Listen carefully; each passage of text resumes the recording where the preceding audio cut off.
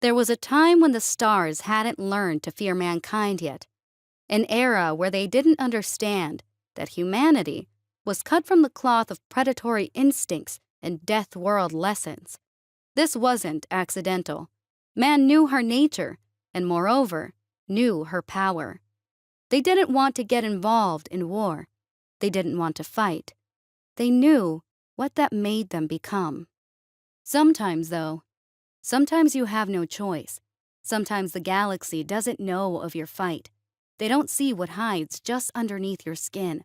All they see is spindly apes, little blue worlders who are quaint and introverted, and because of that, because of the ignorance of the cosmos and the reservation of man, they haven't learned to fear man yet. They don't know. They don't shudder at the thought. Not yet. A lesson must be learned. This isn't the point of this council! The Vanny princess was a tall alien. She had gray skin, a focused demeanor, and the spirit of 10 sons. Her name was Estelle, and she often took center stage during United Federation meetings. An intrusion like this goes against everything we represent as a body of allies. She stood at the head of a long, arcing table, heading the diplomatic representation for the Vanny people, an old and influential race.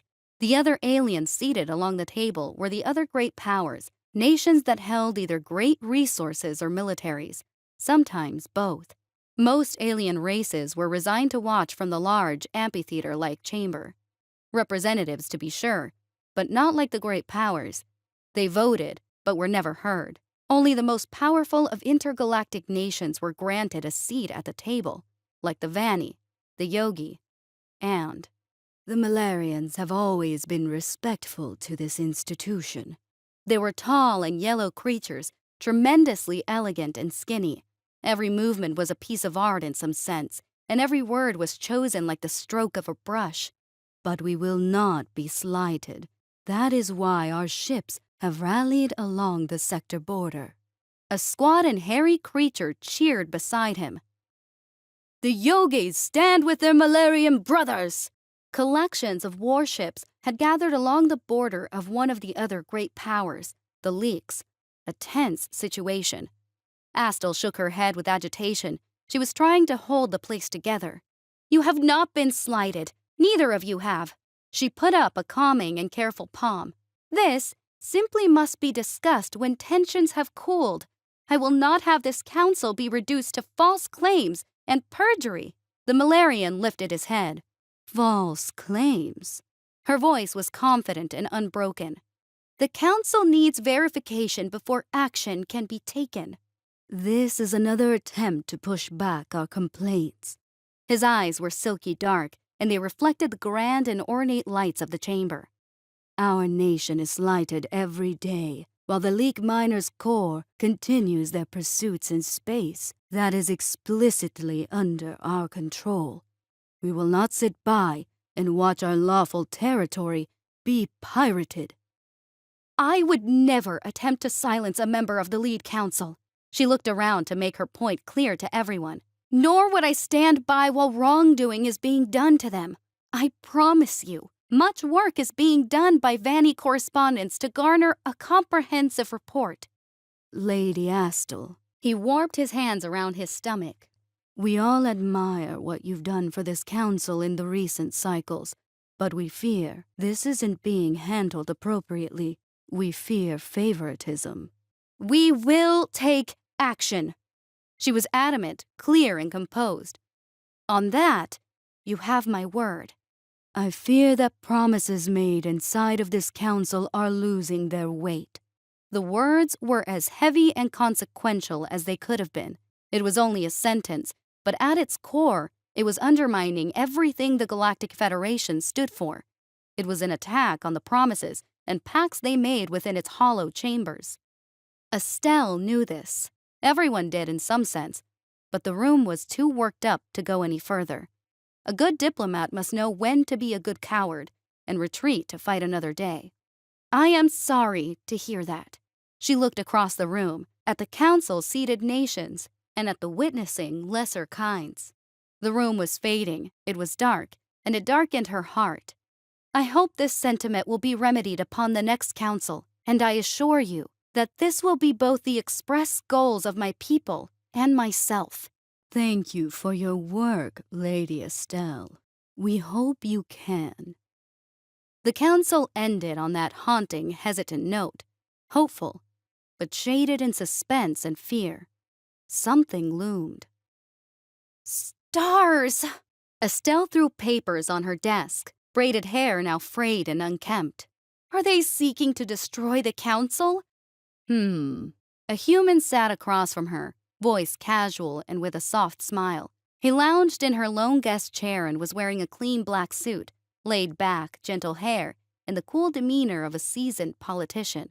He lit a cigarette and crossed his legs, speaking with a mix of tasteful compassion and a matter-of-fact cadence. Probably. Probably. Humans were new to the Federation, one of the lesser nations, and hardly ever voting on anything at all. No one paid much attention to humans, but Estelle liked them. Particularly, she liked Solomon, their choice representative. She thought he was straightforward and level-headed, a rarity in intergalactic politics. What makes you say that? It's in their best interest. To destroy the council? She looked around her small, elegant, and spacious office, eyes exasperated. Diplomatic tact had worn away alongside her energy. Please, enlighten me how that's the case. The Malarians and yogis stand together, yes? She sat down with a huff. Obviously. The yogis led the military coalition of the Federation, correct? Correct. Solomon drew on his cigarette, tasting the smoke with an almost philosophical reflection. He watched the little clouds rise and trail off of the ember. You'd say they have significant pull with the more militant factions. Yes? I suppose. He waved his hand. Then they have the numbers to dominate the council. What? I'm pretty sure my numbers are correct. What are you talking about? I'd guess they have somewhere between 55% to 70% of the firepower of the Federation within their coalition. That's about enough to be sure. Dominate the Federation? She laughed, half ironic and half horrified. You're kidding, right? That's ridiculous talk, Solomon. He put up his hands, mimicking the motions he described. Just like how one planet, boom, crashes into another and predictably sends it into an arc that we can calculate to a T. Intelligent creatures crash into one another, not driven by gravity, but by the force of power. She knitted a brow. The force of power? As predictable as physics. In some senses more so. This is too much. She laughed, albeit a little nervously. The Vanny people, my people, we've never felt this pull to dominate. When's the last time you all had a monopoly of force? Again with these terms. Have the Vanny ever controlled 70% of the galaxy's ability to kill? I'm no Vanny historian either. He reached over onto her desk and poured an amber, pungent liquid into an iced glass. But I do seem to recall that it's how do I say this, rather violent history, especially before you all became spaceborne. I seem to remember reading about something your people call the Screamer Wars. Doesn't sound so nice. Her eyes darkened as she looked at him, scowl still persistent, but less harsh, less judgmental. You're one of the galaxy's best politicians. That is obvious. He took a casual drink. But your diplomacy has clouded your intuition for violence. You are not special for your bloody past, as much as everyone seems to be obsessed with hiding it. We all come from similar roots. The stars require sacrifices to be touched. Even my human ancestors understood that when they killed animals in reverence to the sky. We've always known. I don't want violence. He raised a hand. Me either. I don't suspect many do. Then why would the Malarians lead an attempt to cause so much? He tilted his head, settling further back into his chair and looking at the ceiling. I suspect planets never want to crash into each other, Estelle. He took a deep, drawn-out breath. Yet, who can resist gravity? She looked down at her hands, rubbing them over each other as she thought to herself, the force of power. She hated that phrase. She hated it. She didn't want to admit it, but there was a gravity to it. Perhaps he was onto something. Estelle positioned herself at the head of the table. The room was tense, as tight as a string, but she was confident. With care and poise, she adjusted a stack of papers before her, focusing her energy as she prepared for the opening statement. She looked up to the lesser nations and saw Solomon watching her. She wanted to give a courteous smile, but she hesitated. There was a seriousness to him, one she hadn't seen before. He glared down, elbows on his knees, and hands tied into a knot before his mouth. Something was off. "Lady Estelle," her Vanny assistant leaned up from behind her. "We're just waiting on the Malarian representative."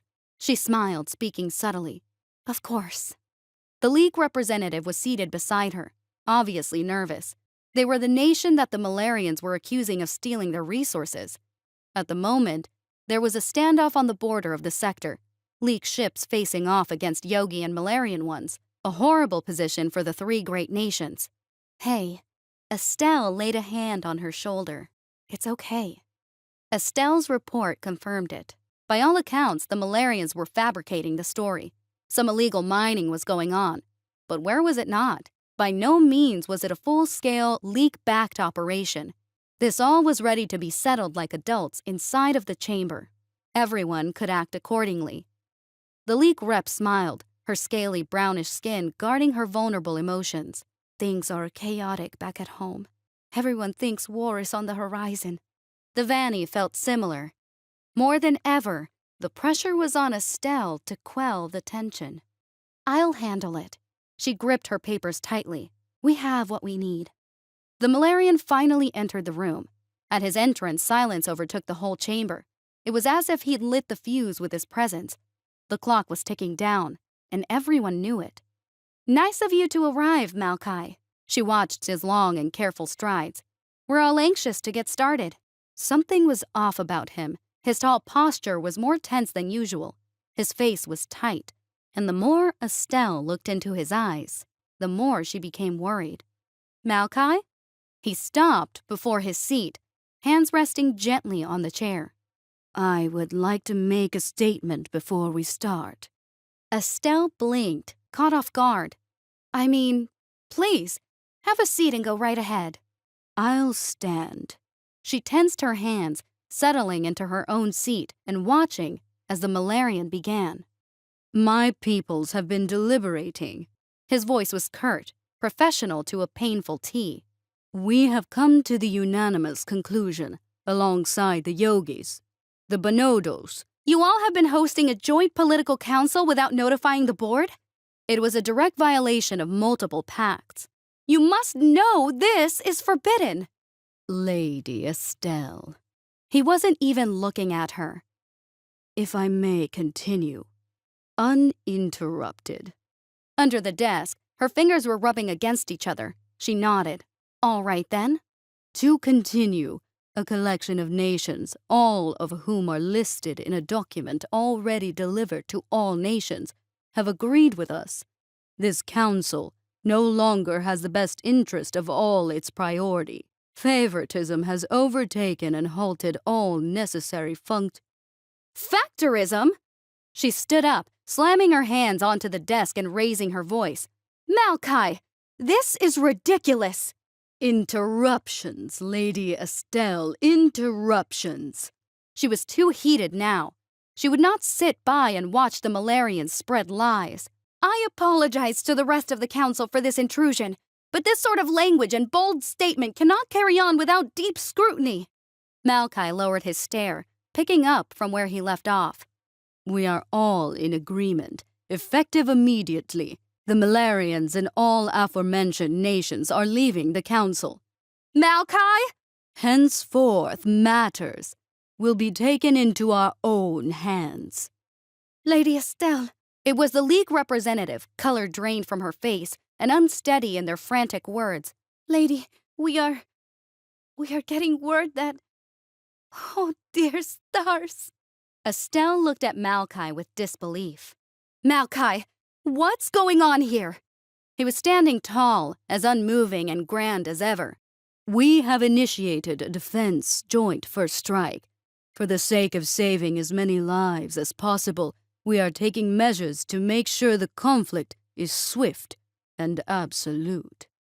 No. Estelle was dizzy. No, this is not going to happen.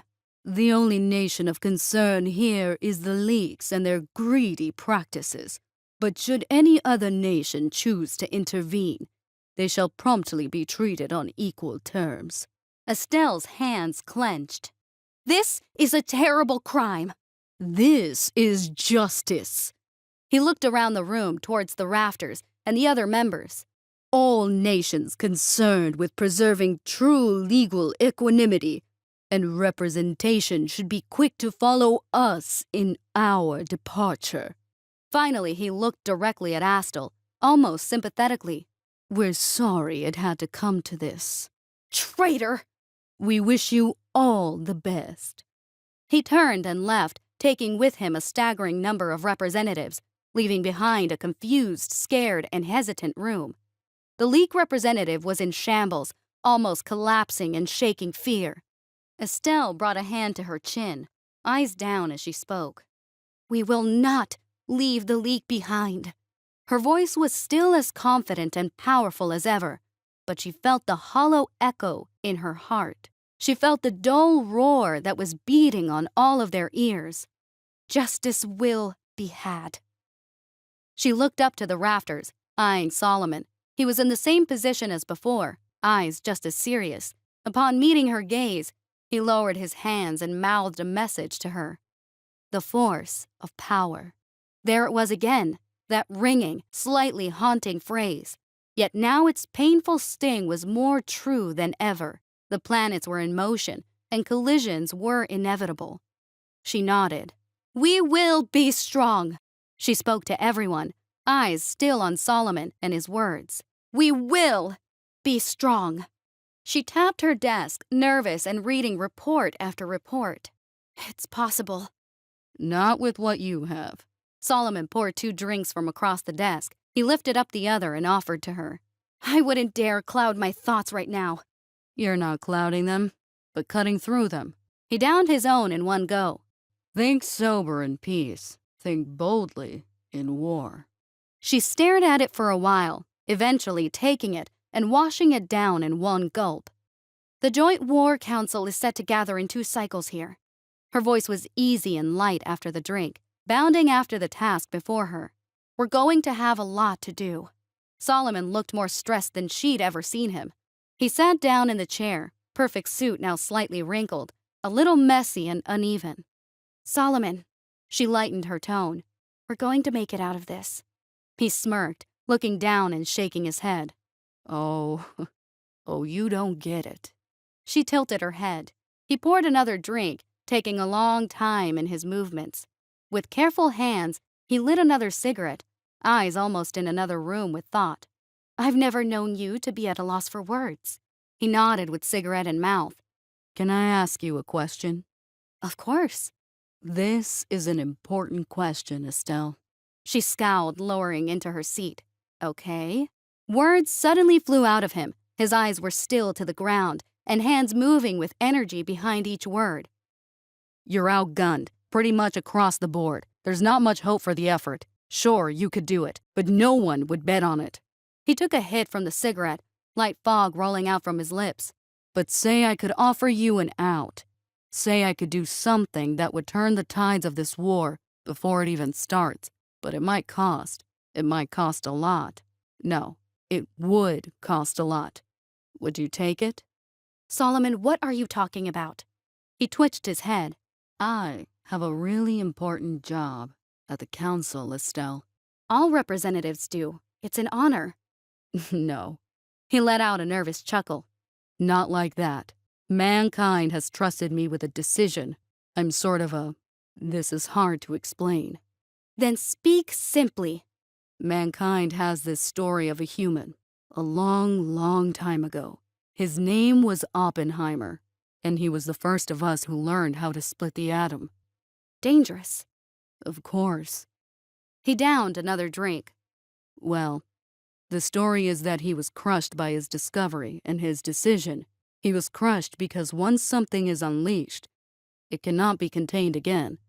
And he felt responsible for that. He felt it might not have been worth it, no matter what the initial fight was about. She stared at him, lightly tapping at her desk. Okay? I'm sorry. He was almost spastic. I'm sorry, I know this is confusing, but I'll just say it like this. I'll just be quick about it. He leaned forward in his seat, elbows on his knees and staring at her with rabid intensity. Invite humans to have a leading role in the War Council. Let me bring my generals over to help. Let them get to work. Let us into this war in a real way. I mean... She shook her head, slightly confused. That's a high honor for a lesser nation. I'm not sure if I... Estelle. He looked horrified. I want nothing more than for you to say no. I'll almost plead with you to say no. But I know that would be wrong. I know that all that matters right now is winning this war. That's right. Then do it. She couldn't look away from him. He was something else, something she'd never seen before, something that looked frantic and energized, something that looked almost scary. Okay, she trusted him. Okay, mankind will have a leading seat. I can guarantee that. He sucked in his lips, not saying a word, his face curled into a quaint, soft smile. It wasn't happy, but sympathetic, regrettable. He simply nodded his head, poured one more large drink, swigged it down in one go, and left. It took a little while for Estelle to notice that he'd left a little note on the desk before departing. She opened it, curious, and still a little off balance from the confrontation. The force of power. She blinked at it, hands tight. Why was that phrase starting to become scarier and scarier? Estelle looked at the room. She saw the Vanny leaders, the Leak leaders, and the various other great nations who possessed enough ships to lead the war. They all sat around the table stacking papers, passing remarks, looking at reports, and nervously staring to the ceiling. It was a cold room. Everybody had a sense of the odds. It was no secret that they were all fighting uphill. The last to arrive were the humans. They were late, and the council was getting ornery. A horned Banty scowled. This is what happens when you let some of the lesser into the council. They don't take it seriously. The leader of the Leaks had a 1,000-yard stare. We need to start. Before Estelle could say anything, Solomon burst through the door. His suit wasn't tucked in, his tie was loose, and he kept his eyes down as he strode in, cigarette in hand. He didn't take the seat for the humans, but instead went to the wall behind it and leaned against it. Solomon, Estelle smiled, laughing nervously. Is anyone else coming? There were bags under his eyes. He looked at her, dragging from his constant cigarette, then just nodded to the door. In an instant, a group of metal-wearing, stoic-faced and brutal-looking humans walked in. Assistants followed with reports and papers. Subordinates were constantly on a phone or passing info, and computer clicks or squeaking boots filled up the place. It was insane, a completely different demeanor than the rest. An old, bald man, large and broad, stood before the seat. His face was curled into horrible wrinkles and focus, and he spoke like his lungs were engines. This it? Everyone stared at him. All right then, let's get started. He sat down with a thump. Assistants peeled off and began handing everyone different papers and instructions. Others set up sector maps, large planning tables, and other various devices. I'm General Top. He lit a large cigar. I'm the bastard that's going to kill these bastards. Everyone was stunned. Estelle didn't know what to say. She looked at Solomon for help, but he refused to look up.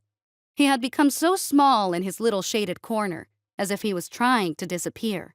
What's going on here?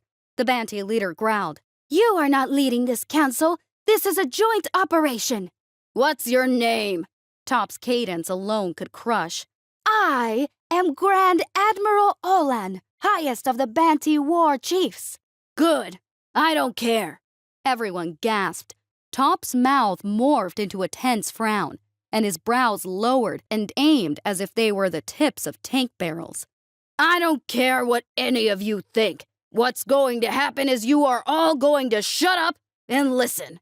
I'm going to show you all in the next 10 minutes why not only do you need us, but you desperately need us. And not only do you desperately need us, you have no choice. Not anymore.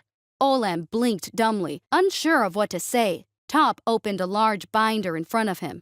Let's make the simple part simpler. You lose this war. I suspect the Malarians will at the very least enslave half of you. Estelle balked. What? You're right, he laughed. Probably all. And that's assuming that they don't wipe anybody out. General Top. Estelle's heart raced. I'm not sure if you understand the situation. No, I don't think any of you do. I don't think all of you have gotten through your dumb skulls what's going on here. This isn't a fight for some political edge to your council, but a fight for your very lives. A fight for all the marbles. A fight for the forever. And you know what that means? No one answered. It means anything goes, and I don't think you all are ready for that yet. He straightened up, pointing to an assistant who turned on a large screen displaying strategies and plans. So that's why you got me. And don't worry, I'll make sure nothing is left undone. Finally, Estelle caught Solomon's eyes. It was quick, dark, and terrifying. She looked over at him, watching as he lifted his head, and she went cold. Along the edges of his cheek, small and almost invisible, was one faint tear. A tiny little admission, a horrible apology. What was this? The Malarians and their coalition had been commanding the various sectors at war. Their presence was everywhere. Their effort was total and precise, with the advantage of superior firepower. They moved around with little resistance or worry. In their mind, the battle was practically a mathematical certainty. Then, the first cracks appeared, the first rearing of mankind's head at a bleak and strange Malarian outpost somewhere in the conquered League territories. A Malarian ship approached to refuel. The floating station was a staple for the occupation soldiers, a place they'd come to rely on, a place where rumors and plans were traded as casually as drinks.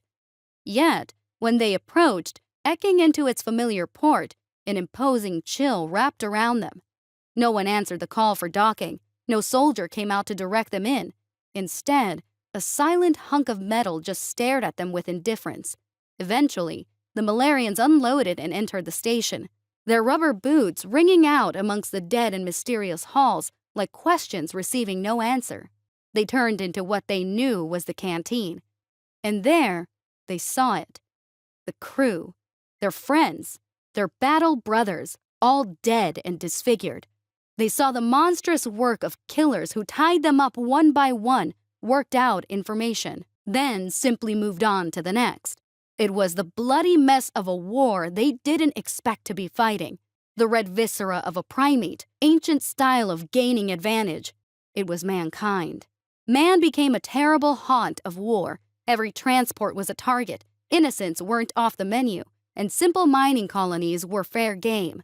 In a snap of dreadful realization, the Malarians and their allies saw that they might be overextended, that the style of unbarred warfare was subversive and impossible to pin down. They gathered back their armies in an effort to reconcentrate their forces and work out internal struggles. Yet, as the armadas coalesced, they discovered another trait of human warfare: reckless bravery. Like lightning on a clear day, mankind broke out onto the battlefield with shocking surprise. No Malarian or Yogi could have predicted why they would gamble against such large numbers disadvantage, yet they did. And they did all across the map. Not all battles were won by mankind, yet it didn't matter anymore. Perceptions were shattered, rules were broken, and fear ruled under the iron command of a human voice. Now, the Malarians and their allies couldn't keep hold onto anything.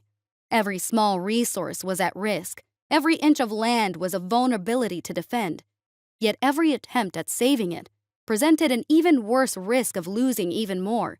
Dread ruled the commanders. Apprehension controlled the leaders. and man exploited such sins of war with swift efficiency.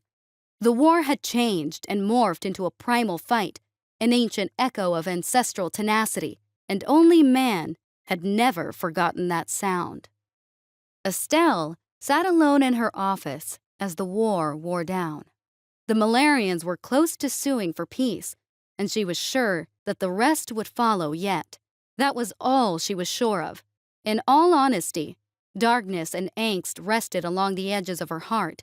It should have been a glorious few cycles, but it was instead barred by a haunting thought. She wasn't sure if the humans would accept the peace. Top was adamant that they should push all of their advantages, all the way until victory was total. A half peace is not a peace, is what he would say. What is a full peace then? No one had the courage to ask anymore.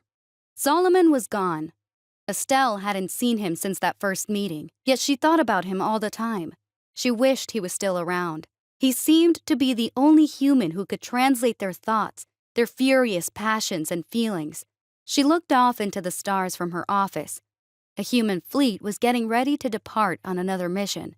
She stopped asking what they were going to do. Every answer made her sick. In her hand was the little letter from before. She looked down at it again, its black and desperate ink handing up a desperate warning from the past. The words made sense to her now, and Solomon's tears, his weird questions and stories all added up now. He was a gatekeeper. He was entrusted with deciding how involved humans should get with everyone else, an Oppenheimer for mankind themselves. And now, they were unleashed. The atom split and let loose. She nodded, looking back up at the fleet and reciting the words to herself. The force of power. Yeah, it was real. It was real, and it was right in front of her eyes. Humanity was the apex predator. They were the demons finally let loose from hell. Solomon had tried to stop it, but it was either stay back or lose the war, and she was beginning to see that the latter was unacceptable to humans. It was his nature, and he hated himself for it. What would happen after this? Where would the planets fall? What crash would happen next? With the Malarians and yogis shackled down, who would take up that void? A vacuum will demand matter from the universe. Solomon had told her that. His words had a prophetic air to them now. She only knew one thing for sure, and it scared her. No matter what happened next, it would be dictated by the most important force in the galaxy: power. And at the moment, power could simply be called one thing: humanity.